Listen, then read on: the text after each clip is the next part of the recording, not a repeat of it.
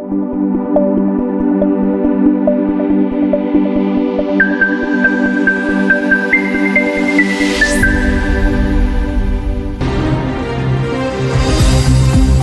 आदरणीय माननीय राष्ट्रपति महोदया जी, अभी सुन रहे थे आप माननीय मुख्यमंत्री श्री हेमंत सोरेन जी को। यहाँ उपस्थित माननीय लोकसभा सांसद झारग्राम पश्चिम बंगाल श्री कालीपाड़ा सोरेन जी, श्री लक्ष्मण किशोर अध्यक्ष Akhil Bharatiya Santali writers association, Shri CR माझी अध्यक्ष जाहिर खान कमेटी, यहाँ पर उपस्थित सभी साहित्यकार मित्रों, कलाकार साथियों और इस कार्यक्रम के आयोजकगण, प्रेस व मीडिया के मेरे मित्रों, उपस्थित देवियों सज्जनों, आप सभी को जोहार, नमस्कार। सर्वप्रथम लौह नगरी जमशेदपुर की इस पावन भूमि पर आज माननीय राष्ट्रपति महोदया जी की गरिमामय उपस्थिति में आयोजित 22वें परसी महा एवं ओल चिकी लिपि के शताब्दी समारोह के समापन एवं पुरस्कार वितरण समारोह में भारत की माननीय राष्ट्रपति महोदया का मैं हार्दिक अभिनंदन करता हूँ। ये आयोजन एक उत्सव नहीं बल्कि जनजातीय समाज की भाषा, संस्कृति, कला और अस्मिता का सजीव उत्सव है। माननीय राष्ट्रपति महोदया जी के आगमन से संपूर्ण राज्य में हर्ष और उत्साह का वातावरण है। अपनी सादगी, मृदु स्वभाव और जनता के प्रति समर्पण के कारण उन्होंने जनमानस में एक विशिष्ट पहचान स्थापित की है। माननीय राष्ट्रपति महोदया सामाजिक न्याय, जनजातीय उत्थान और महिला सशक्तिकरण की जीवंत प्रतीक हैं। अत्यंत साधारण पृष्ठभूमि से आगे बढ़ते हुए अपने गांव से कॉलेज जाने वाली प्रथम महिला बनने के से लेकर आज भारत के सर्वोच्च संवैधानिक पद को सुशोभित करने तक की उनकी जीवन यात्रा देश की बेटियों और युवाओं के लिए प्रेरणा स्रोत है। उनकी गरिमामय उपस्थिति से ये समारोह ऐतिहासिक तथा अधिक प्रेरणादायी बन गया है। जमशेदपुर एक औद्योगिक नगरी नहीं बल्कि विविध संस्कृतियों के सह-अस्तित्व और मानवीय मूल्यों की जीवंत प्रयोगशाला है। ये वही भूमि है जहां युग दृष्टा जमशेदजी टाटा ने औद्योगिक विकास के साथ साथ सामाजिक समरसता, श्रमिक सम्मान और सांस्कृतिक गरिमा की मजबूत नींव रखी। यही कारण है कि जमशेदपुर सांस्कृतिक सौहार्द और समावेशी विकास का आदर्श उदाहरण माना जाता है। यहाँ उल्लेख करना प्रासंगिक है कि आज यहाँ आयोजित परसी महा अथवा भाषा महोत्सव संथाली भाषा, साहित्य और सांस्कृतिक चेतना के उत्सव का प्रतीक है।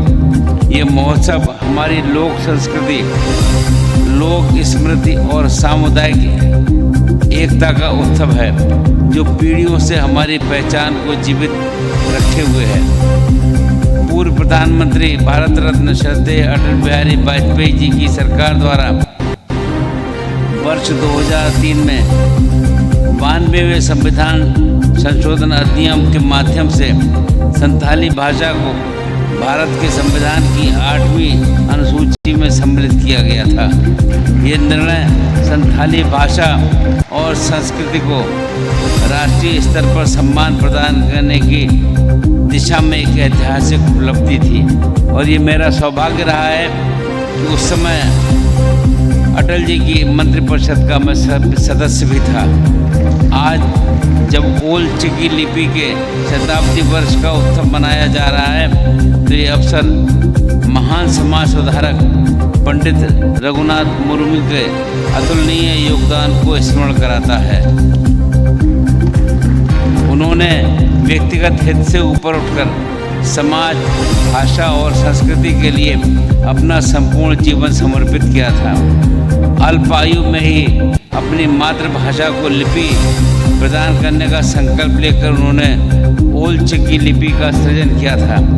उनका जीवन ये संदेश देता है कि दृढ़ संकल्प और सच्चे उद्देश्य के साथ साथ किया गया प्रयास असंभव को भी संभव बना सकता है।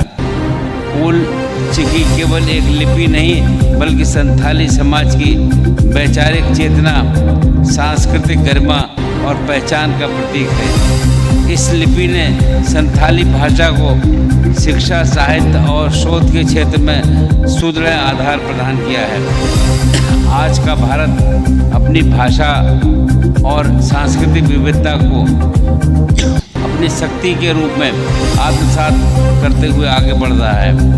आदरणीय प्रधानमंत्री श्री नरेंद्र मोदी जी के नेतृत्व में देश विकसित भारत 2047 के संकल्प में के साथ समावेशी विकास की दिशा में अग्रसर है, जहां जनजातीय समाज सहित सभी समुदायों की भाषा, संस्कृति और परंपराओं को संरक्षण और सम्मान देने पर विशेष बल दिया जा रहा है। परसी, महा एवं ओल चिकी लिपि का शताब्दी समारोह इसी समावेशी राष्ट्र निर्माण की भावना का सशक्त प्रतीक है। मैं इस आयोजन के लिए सभी आयोजकों, कलाकारों, साहित्यकारों, शोधकर्ताओं और प्रतिभागियों को हार्दिक बधाई देता हूँ। संथाली नृत्य, लोकगीत, नाट्य कला और साहित्य के माध्यम से आपने हमारी समृद्ध जनजातीय विरासत को जीवंत रूप में प्रस्तुत किया है। आपके प्रयास आने वाली पीढ़ियों में अपनी भाषा, लिपि और परंपरा के प्रति गर्व और आत्मसम्मान की भावना का संचार करेंगे। झारखंड राज्य के राज्यपाल के रूप में मैं ये आश्वस्त करना चाहता हूँ कि लोक भवन जनजातीय भाषाओं, लोक कलाओं और सांस्कृतिक आयोजनों के संरक्षण एवं संवर्धन के लिए सदैव सहयोगी रहेगा। लोक भवन का द्वार राज्य के प्रत्येक नागरिक के लिए सदैव खुला है और आम जनों के हितों के संरक्षक के रूप में ये अपनी भूमिका निभाता रहेगा। अंत में मैं आप सभी से कहना चाहूँगा, भाषा और संस्कृति केवल अतीत की धरोहर नहीं बल्कि भविष्य की दिशा निर्धारित करने वाली शक्ति है। आइए हम सब मिलकर अपनी सांस्कृतिक विरासत को सहेजें और आने वाली पीढ़ियों तक पहुंचाएं। मैं एक बार पुनः इस सफल आयोजन के लिए आयोजकों को हार्दिक बधाई देता हूं तथा सम्मानित होने वाले सभी प्रतिभागियों के उज्ज्वल भविष्य की मंगल कामनाएं करता हूं। जय हिंद, जय झारखंड। एक बार फिर से जोहार।